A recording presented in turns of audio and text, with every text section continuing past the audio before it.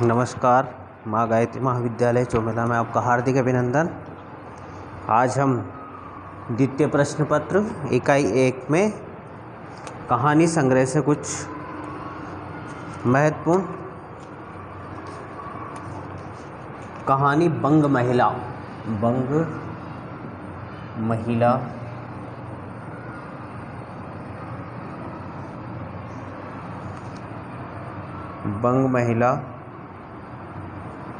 की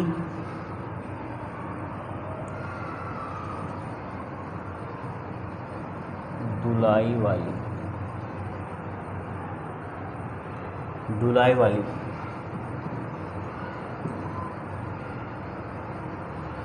कहानी के बारे में कुछ कहानी के तत्वों के आधार पर इसकी समीक्षा करेंगे।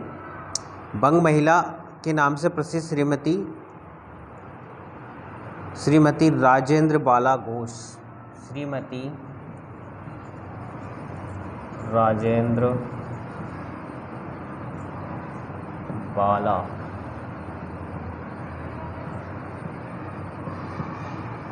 घोष, श्रीमती राजेंद्र बाला घोष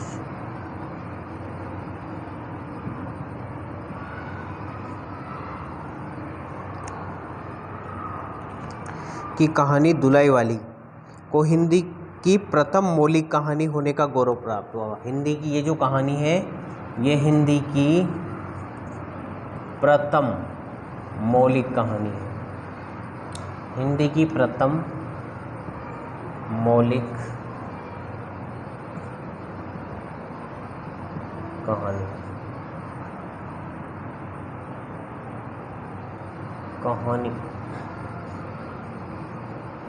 हिंदी की प्रथम मौलिक कहानी है।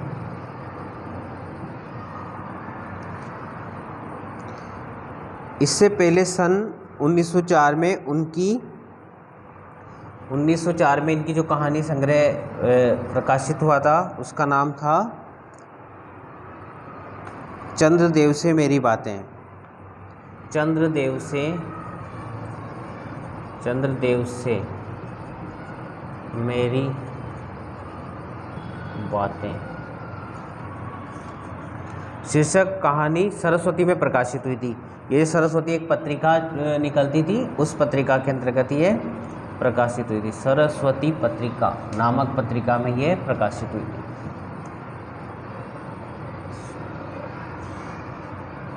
सरस्वती नामक पत्रिका में ये प्रकाशित हुई, जो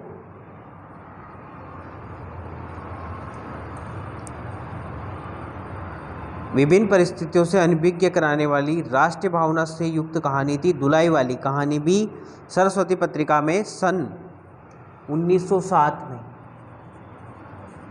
धुलाई वाली जो कहानी है ये सरस्वती नामक पत्रिका में 1907 को प्रकाशित हुई थी। और ये भी कहानी राष्ट्रीय भावना से ओतप्रोत है। धुलाई वाली कहानी के विषय में आचार्य हजारी प्रसाद द्विवेदी का मत है कि धुलाई वाली में जैसा निखार वैसा आचार्य रामचंद्र शुक्ल रचित 11 वर्ष का समय और किशोरी लाल जी की पूर्व प्रकाशित कहानियों में नहीं है। उनका यह कथन धुलाई वाली कहानी के महत्व को प्रतिपादित करता है। मतलब धुलाई वाली कहानी राष्ट्रीय भावना से ओतप्रोत है और साहित्य समीक्षकों ने कहानी के 6 तत्व माने हैं। अगर कहानी के तत्वों की बात करें हम, तो कहानी के 6 तत्व होते हैं।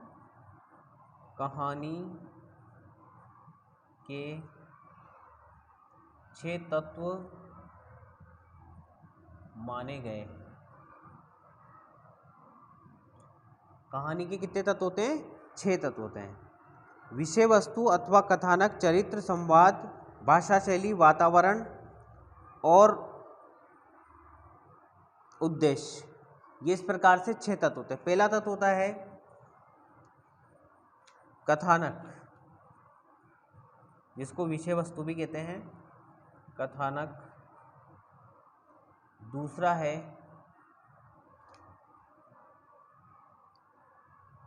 चरित्र। तीसरा है संवाद।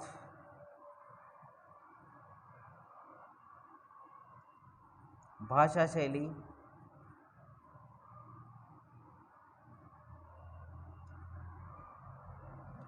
भाषा शैली, और पांचवा है वातावरण,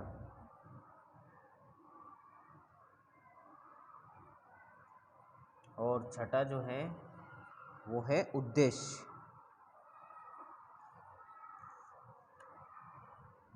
उद्देश्य। इस प्रकार से कहानी के 6 तत्व होते हैं। तो देखिए, बंग महिला की कहानी ये दुलाई वाली श्रीमती राजेंद्र बाला घोष द्वारा रचित है और इसमें हिंदी की प्रथम मौलिक कहानी प्राप्त होने का भी इसको गौरव प्राप्त हुआ है। और 1904 में चंद्रदेव से मेरी बातें, इनकी एक सरस्वती नामक पत्रिका में इससे पूर्व एक कहानी प्रकाशित हुई थी। फिर उसके बाद 1907 में सरस्वती पत्रिका में ही कहानी के मतलब ये जो दुलाई वाली बंग महिला ये कहानी प्रकाशित हुई। और कहानी के साहित्यकारों ने 6 तत्व माने हैं। उनमें है पहला कथानक, चरित्र, संवाद, भाषा शैली, वातावरण और उद्देश्य। इसी आधार पर हम दुलाई वाली कहानी की समीक्षा करेंगे। तो सबसे पहला है विषय वस्तु अर्थात कथानक। तो देखिए, कथानक के अंदर क्या होता है कि जो पाठ के अंदर जिसका वर्णन किया जाता है वही कथानक होता है। किस उस विषय पर, वहाँ का किस विषय को लेकर के उन्होंने कहानी की रचना की है वो उसके कथानक के अंदर आ जाता है। उसकी पूरी कहानी उसके अंदर आ जाती है। प्रत्येक कहानी में कोई ना कोई घटनाक्रम अवश्य होता है। उन घटनाओं को ध्यान में रख करके कहानी की रचना की जाती है। कहानी में वर्णित घटनाओं को कथानक कहते हैं। कथानक किसी भी कहानी की आत्मा होती है। कहानी मतलब जो कथानक होता है वो कहानी का की आत्मा कहा है इसको, कहानी की आत्मा होती है। कथानक जो होता है वो कहानी की आत्मा होती है। बिना कथानक के कहानी सार्थक नहीं हो सकती।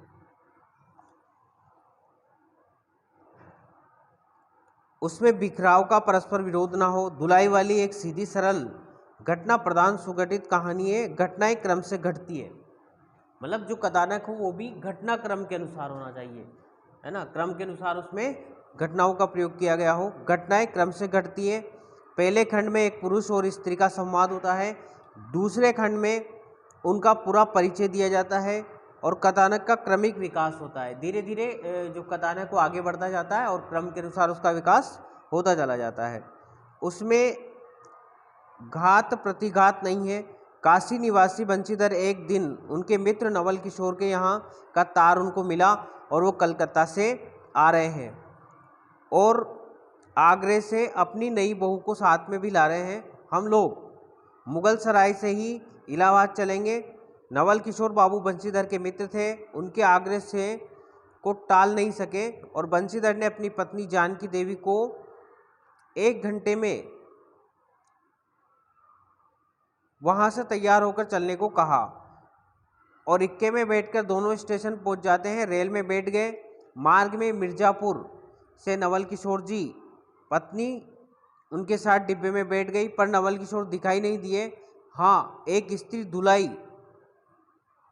दुलाई ओढ़े पिछले कमरे में अकेली बैठी थी। जब रेल इलाहाबाद पहुंची तब नवल किशोर अचानक प्रकट हो गए और दुलाई ओढ़े नवल किशोर ही पिछले डिब्बे में बैठे हुए थे। जैसे ही बंशीधर को वास्तविकता का ज्ञान हुआ वे चकित हो गए और तत्पश्चात दोनों मित्र बातचीत करते हुए अपनी घरवाली को लेकर घर पहुंचे और इस प्रकार संपूर्ण कहानी रोचकता और जिज्ञासा और कृतज्ञता की सृष्टि करती है और चरम सीमा पर पहुंच जाती है। कथा लेखिका ने साधारण कथानक को कल्पना एवं मर्मस्पर्शी अनुभूतियों से, मर्मस्पर्शी यानी जो हृदय को छू जाए, इस तरह की स्मृतियों अनुभूतियों को सजाकर इस कहानी के अंदर उन्होंने प्रस्तुत किया है। अब देखिए चरित्र दूसरा आता है। पहला है कथानक। कथानक कहानी की आत्मा होता है। दूसरा है चरित्र। तो चरित्र के अंदर देखिए, दुलाई वाली कहानी में चरित्रों पात्रों की संख्या सीमित ही है। इसमें बंशीधर और उनके मित्र नवल किशोर, उनकी पत्नी जानकी दई और नवल किशोर की बहू, कुल इसमें 4 मुख्य पात्र हैं। इसमें कितने पात्र हैं? 4 मुख्य पात्र जो हैं वो कितने हैं? 4। इसके मुख्य पात्र 4 हैं। नवल किशोर बंशीधर के दूर के नाते में ममेरे भाई हैं, पर दोनों में गहरी मित्रता है, दोस्ती है। दोनों एक जान दो कालिब हैं। नवल किशोर विनोदी स्वभाव के हैं और मिर्ज़ापुर में जब बंशीधर स्टेशन पर उतरकर खाने पीने लगे थे, तब नवल किशोर दुलाई ओढ़कर उन्हीं के डिब्बे में बैठ गए और उनकी नववधू को बंशीधर जानते थे पहचानते नहीं थे, और वह घूंघट ओढ़े बैठी हुई थी। उसमें भी नवल किशोर के विनोद में साथ दिया, और जैसे ही गाड़ी मिर्ज़ापुर में रवाना हुई, वह कांप उठी और खिड़की के बाहर देखने लगी।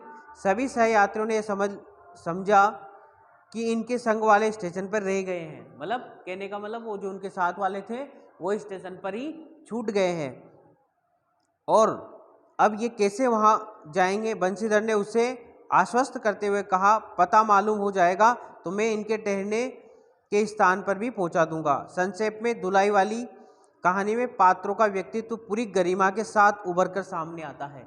मतलब जो इसमें जो पात्र हैं वो सभी चरित्रवान हैं और गरिमापूर्ण व्यवहार करने वाले हैं। लेखिका ने बड़े कौशल से उनकी भावनाओं को पूरी तरह से यहाँ पर अभिव्यक्त यानी प्रस्तुति दी है। दूसरा है संवाद। अगला जो हमारा तत्व है कहानी का वो है संवाद। तो देखिए, संवाद कहानी में पात्रों के वार्तालाप। संवाद से मतलब होता है बातचीत। कहानी के अंदर जो पात्र हैं वो आपस में किस तरह की बातचीत करते हैं, उनका जो आपस में बातचीत होती है उसको संवाद कहते हैं। कहानी में पात्रों के वार्तालाप संवाद कहलाते हैं, और इन्हीं से कहानी सजीव और प्रभावशाली बनती है। मतलब जितनी रोचकता के साथ बातचीत और संवाद को प्रस्तुत किया जाता है, कहानी उतनी ही रुचिपूर्ण और रसपूर्ण होती है, पढ़ने में लोगों को अच्छी लगती है। दुलाई वाली कहानी के संवाद संक्षिप्त में कथानक को गति प्रदान करने वाले हैं, जिसमें पात्रों की चारित्रिक विशेषताएं प्रकट हो जाती हैं और तथा वे पात्र परिस्थिति और घटना के अनुकूल अर्थपूर्ण है। उदाहरण के रूप में बंशीधर और उनकी पत्नी जानकी दई के मध्य हुए संवाद को देखिए। उनका तार मुझे निकलते ही मिला, इसी से मैं झट नहीं नहा धोकर लौट आया, और बस अब करना ही क्या है, कपड़ा वपड़ा जो कुछ भी बांध बूंद कर घंटे भर में खा पी कर चलो। जब हम उन्हें विदा करने आए हैं तब वो कल के बदले आज ही सही। कहने का मतलब ये है कि मतलब जो संवाद है वो जैसे उनको तुरंत तार मिलता है तो तुरंत तैयार हो जाते हैं, कपड़े वपड़े बांध लेते हैं, खा पी करके रवाना हो जाते हैं। हाँ, ये बात है, नवल जो चाहे करावे, क्या एक ही गाड़ी में न जाने से दोस्ती में बट्टा लग जाएगा। अब तो किसी तरह रुकोगे नहीं, जरूर ही उनके साथ जाओगे। उनकी पत्नी उनसे कहती है कि अब आपके दोस्त ने जब आपको बुलाया तो आप किसी के कहने हमारी बात तो मानोगे नहीं, अब आप किसी से भी रुकने वाले नहीं हो, आप जरूर जाकर ही मानोगे। पर मेरे तो नाकों में दम आ जाएगी। क्यों, किस बात से? उनकी हंसी से। और किससे? हंसी ठट्टा और राह में अच्छी लगती है, उनकी हंसी मुझे नहीं भाती, अर्थात जो वो हंसते हैं वो मुझे अच्छे नहीं लगते हैं। एक रोज़ चौक में बेटी पुड़ियाँ काट रही थी कि इतने में न जाने कहाँ से आकर नवल चिल्लाने लगे, ए बुआ देखो तुम्हारी बहू पूड़ियाँ खा रही है। मैं तो सारे मारे शर्म के मर गई, और हाँ भाभी जी ने बात उड़ा दी सही। वे बोली, खाने पहनने के लिए ही तो आए हैं। पर मुझे उनकी हंसी बहुत बुरी लगी, अर्थात मुझे वो उनकी हंसी जो है थी, वो जो उनकी जो मजाक थी वो मुझे अच्छी नहीं लगी।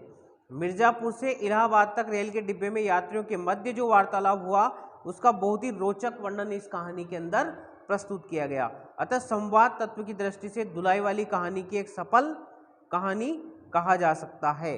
अगली है भाषा शैली। अगला जो तत्व है वो है भाषा शैली। तो देखिए, भाषा शैली के अंतर्गत प्रस्तुत कहानी में भाषा पात्र के अनुकूल है। पात्र जो हैं, जिस तरह के पात्र हैं उन्हीं के अनुसार उन्होंने के अनुसार शब्दों का उन्होंने प्रयोग किया है, और जिनमें कहानी की घटनाएं घटित हो रही है सभ्य लोग विशुद्ध खड़ी बोली से बोलते हैं, ग्रामीण लोग स्थानीय भाषा में बात करते हैं। सालेराम, पटेराम जैसे शब्द उन्होंने प्रयोग किए हैं। और देखिए, भाषा साधारण है। उर्दू के प्रचलित शब्दों का इसरार, इतिला आदि का भी उदारता के साथ उन्होंने यहाँ पर प्रयोग किया है। अगला जो आता है वो है वातावरण। वातावरण यानी जैसा माहौल होता है उसी के अनुसार कहानी के पात्रों को शब्दों का और अपनी भाषा का और वस्त्रों का, पहनने के कपड़ों का, इनका सबका प्रयोग करना होता है, उसको वातावरण बोलते हैं। तो वातावरण के अनुसार अगर इस कहानी को देखें तो वातावरण का अर्थ है उन सभी परिस्थितियों का चित्रण करना जिनमें कहानी की घटनाएं घटित हो रही है तथा जिनमें कहानी के पात्र सांस ले रहे हैं। धुलाई वाली कहानी सन 1907 में प्रकाशित हुई थी और उसमें उस समय वातावरण का जो सजीव चित्रण है, रेल यात्रा में घटी घटना अत्यंत रोचक है और यथार्थ है। इससे कहानी की विश्वसनीयता में वृद्धि होती है। दूसरा है इसका लास्ट वाला जो तत्व है अंतिम, वो है उद्देश्य। कहानी का उद्देश्य। देखिए, किसी भी किसी भी विषय को लेकर अगर कोई कथा और कहानी की रचना की जाती है तो उसका उद्देश्य, कुछ ना कुछ उद्देश्य होता है। उस उद्देश्य को ध्यान में रखकर ही कहानियों की रचनाएं की जाती है। तो इस आधार पर कहानी की रचना का उद्देश्य यूं तो मनोरंजन माना जाता है, किंतु मनोरंजन ही कहानी का एकमात्र उद्देश्य नहीं होता है। उसके पीछे कुछ ना कुछ वो शिक्षा हमें जरूर प्रदान करती है। शिक्षाप्रद कहानियों की रचना की जाती है।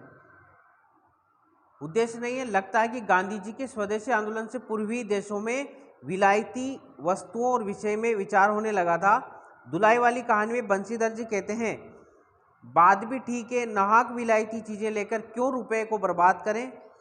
देसी लेने से दाम लगेगा, सही पर लगेगा तो देश में ही लगेगा ना। मतलब उनकी जो सोच थी वो देश के जो अपनी स्वदेशी वस्तुओं का प्रयोग करने के प्रति उनकी सोच को प्रकट करती है।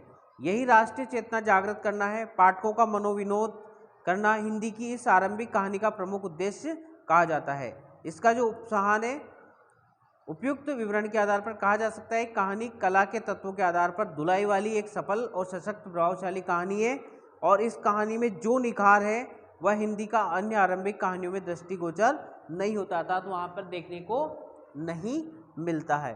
तो ये हमने बंग महिला धुलाई वाली श्रीमती राजेंद्र बाला घोष के द्वारा रचित और हिंदी की ये प्रथम मौलिक कहानी होने का इसको गौरव प्राप्त हुआ। और इससे पूर्व एक उनकी और कहानी थी जो थी चंद्रदेव से मेरी बातें। ये सरस्वती नामक पत्रिका में 1904 में प्रकाशित हुई और बंग महिला की धुलाई वाली जो कहानी है 1907 में ये सरस्वती पत्रिका में ये भी प्रकाशित हुई थी। और उसी के आधार पर कहानी के 6 तत्व माने गए हैं। इनमें पहला है कथानक है, चरित्र है, संवाद है, भाषा शैली है, वातावरण है और उद्देश्य है। अब देखिए इसमें क्या होता है, जैसे कहानी के तत्व हमें याद करने हैं, तो 6 तत्व हमें याद करने हैं। उसके आधार पर अब किसी भी कहानी के तत्व हमें पूछ ले, लेकिन ये 6 के 6 ही तत्व उन कहानियों में हमें लिखने हैं, चाहे वो शतरंज के खिलाड़ी हो या आने वाली जो भी कहानी हम पढ़ेंगे उनमें हो, तो उनमें सभी में इन 6 ही तत्वों का प्रयोग करके उसके आधार पर इसको जोड़ना है। कहने का मतलब उसके कथानक को इसमें लिखना है, चरित्र में उसमें जो भी पात्र होंगे उनका चरित्र इसमें लिखना है, संवाद उसके बीच में जो उसके अंदर जो पात्र होंगे उन पात्रों के बीच में क्या क्या बातचीत होती है, किस तरह के संवाद होते हैं उसके बारे में इसमें लिखना है। उनकी भाषा शैली कैसी रही है उसको भी हमें इसमें लिखना है। वातावरण, वो जो कहानी या आने वाली जो कहानियाँ हैं वो किस वातावरण में रची गई है, कैसा वहाँ का वातावरण है, किस तरह के वो उसका वर्णन हमें यहाँ करना है। और उन कहानियों का उद्देश्य क्या है, और अंत में उपसंहार लिख करके एक हमारा एक बड़ा सा प्रश्न तैयार हो जाता है जिसमें पूरी कहानी की जानकारी हमें प्राप्त हो जाती है। तो ये तो थी हमारी बंग महिला की धुलाई वाली कहानी, इकाई प्रथम। अगली कहानी देखिए,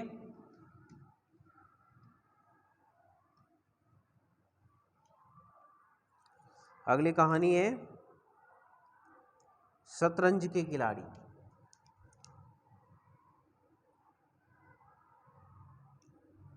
शतरंज के खिलाड़ी, शतरंज के खिलाड़ी।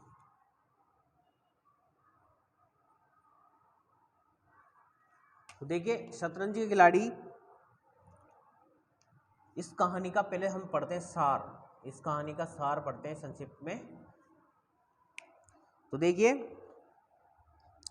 लखनऊ के नवाब वाजिद अली शाह का जमाना था। चारों ओर विलासिता का बोलबाला था। शिल्पी हो या साहित्यकार, दरबारी हो या सामंत, कलाकार हो या सामान्य नागरिक, सबके सब देश के भावी संकट में उदासीन होकर विलास और मनोरंजन में डूबे हुए थे। तो इस कहानी में लखनऊ के दो जागीरदारों के मिर्जा सजाद अली और रोशन अली, कौन कौन है इसके पात्र? लखनऊ के दो जागीरदार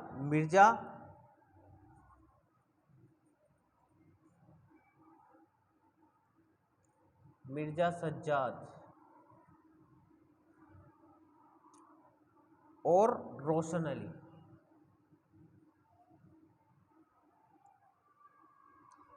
मीर रोशन अली